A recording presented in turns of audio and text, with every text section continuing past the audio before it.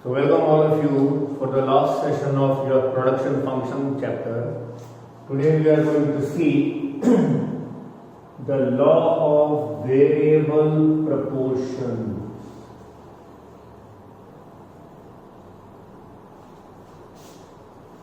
This is a very important law, and basically this law we can say is based on, or we can say based upon, law of diminishing marginal utility.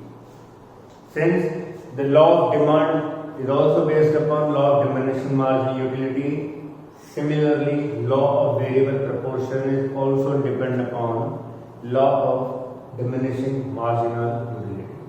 So what is the law? We just need to see. According to this law, when more and more units of a variable factor are employed over fixed factor, then the total product rises at an increasing rate initially, then total product rises at a diminishing rate,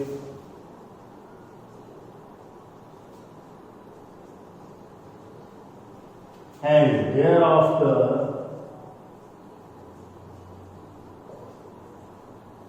falls due to negative rate of production. So basically this is the law of variable proportion. If we talk about it, when we can say when more and more units of variable factor are employed over fixed factor, then the total product rises at an increasing rate initially, then total product rises at a diminishing rate, and thereafter it falls due to negative rate of production. First, in the last one we have seen the relationship between TP and MV. The same relationship when we insert in this law we get law of variable proportion. Basically we just need to see why this happens, that initially the total product rises, thereafter total product rises at a diminishing rate, then it becomes negative. Taking an example, say, of a land. Say if this is a 200-acre plot of land, and if a farmer start cropping a particular crop over here in this part, say, moreover it may, we can say 40 acre of land, he has start cultivating his crop with the person of 5. It means he has employed 5 labor in order to cultivate his reasonable crop. We can say land is deemed to be the fixed factor,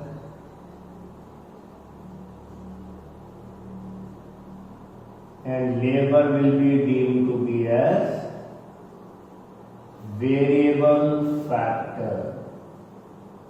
Now, since we belong to agro-based economy basically, so if we are based on agriculture, we have a tendency long and long before of our ancestors were also using agriculture for the farming or for the employment purpose.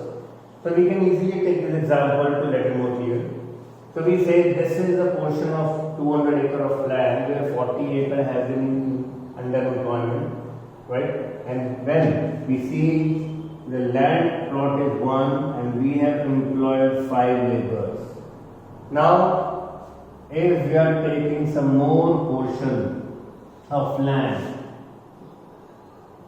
we can employ more labor to cultivate more farm or more crop. As and when we are increasing, here we have employed 5, say here we have employed 7 laborers. Now, the production of the crop is increasing. Say from this portion of land we have around 50 tons of production. From this say 40 acre, we can have say 60 acre of production. Since we have started employing labor more and more, it means at first for 40 acre of land we have employed 5 laborers. For another 40 acres we have employed 7 laborers. Now we are having 12 laborers who are under the engagement of cropping. Now, if we have employed over 60 acres more labor, it means now we are under the process of employing more and more variable factor over fixed factor. Now, we can say the production again has gone to 80 acres and we have employed say 8 labor over here. Now, since we are on the engagement of another 60 acre, now the complete utilization of land has been made for the farming purposes. It means now we have the tendency, since we are using more laborers, we are in the process of making 80 acre of production more. Now what is happening? If we look over this case, since from first 40 acres, with the help of 5 laborers, we were producing 50 tons of wheat. From another employment, 7 laborers, we were producing 60 acre wheat. This means this was the increase in returns. But as and when we employed 80 acres, it was 80 acres, and when we employed 11 laborers, it was again 80 acres. It means here it was started diminishing. Now we can say if we employ more labor, now we have occupied the entire area of the land. What will happen if we employ further 15 laborers? It means we need to make them employ anywhere over the existing land area or existing fixed factor. As and when we keep on employing the variable factors over this fixed factor, there will be a situation when we will be having total product at a diminishing rate, and thereafter we will be having a negative rate of production. So we just need to relate variable factor with the fixed factor in order to generate total product.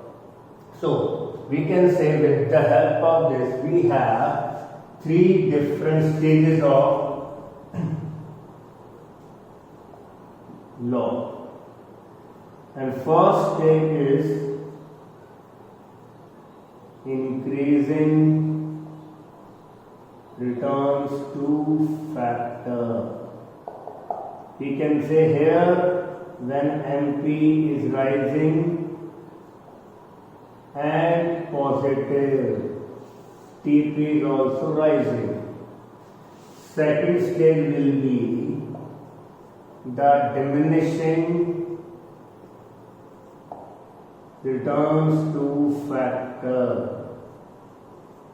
Here we can see MP starts falling but still positive and TP is rising.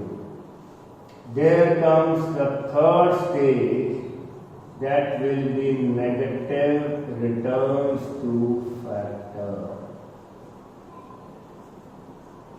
And it will be leading us for MP will become negative and falling, TP will start falling too.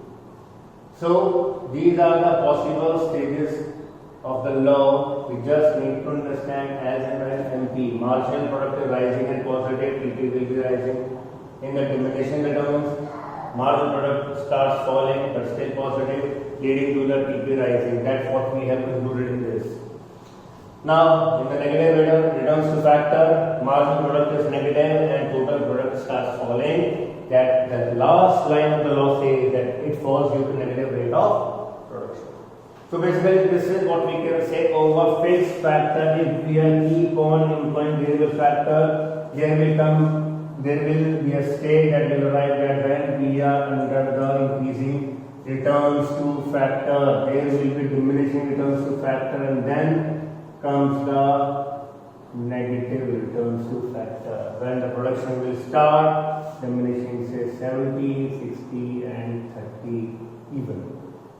Okay.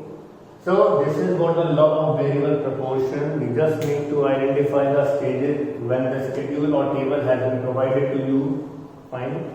We just need to see that this law is really important. Now we need to see why this increasing the factors just made up of, since initially if we talk about the factors affecting increasing returns, we just need to see with respect to increasing returns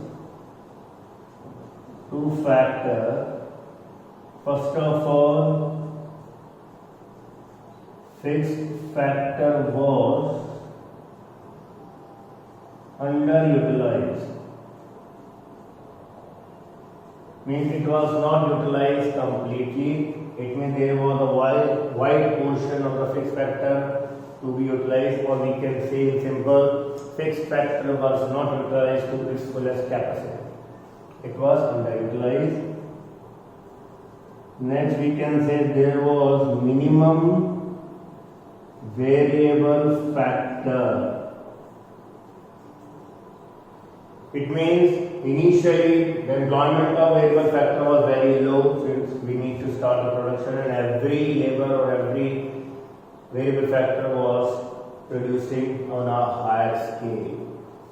So we need to see the increase in terms of factor, and initially the production was low, the setup was made, the fixed factor was underutilized, and minimum variable factor was there. We can say the initial state there was an increase in terms of factor, or we can say that total product was rising at an increasing rate.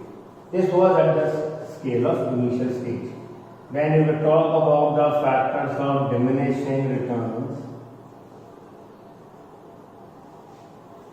It means we can say fixed factor has been completely utilized, or we completely utilized and there was no alternative. We cannot change the technology, we cannot change the fixed factor, since we are assuming the period as shorter that we have told you earlier. Now, if we talk about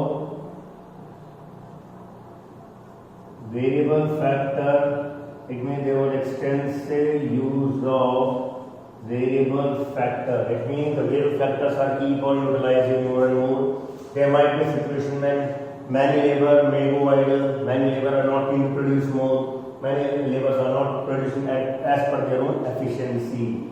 So here we can say the diminishing terms of factor will be started out. I told you again, student, if there is no change in technology, no change in fixed factor, it means there is no possibility to increase fixed factor, because we are running a shorter way.